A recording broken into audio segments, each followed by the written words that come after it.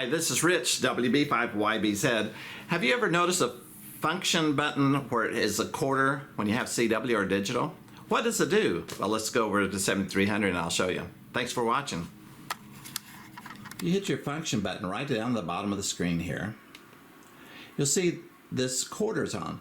This will work only on digital, like if you're on FT8 or PSK31 or CW. For a quarter is an option. Right now we're going to have it on, and we'll go back to the screen. And if you notice, it says quarter here. That means you can go the quarter of the speed, which you want to tune in a CW station or a digital station. A quarter will not work on sideband, any phone area, unless it's digital.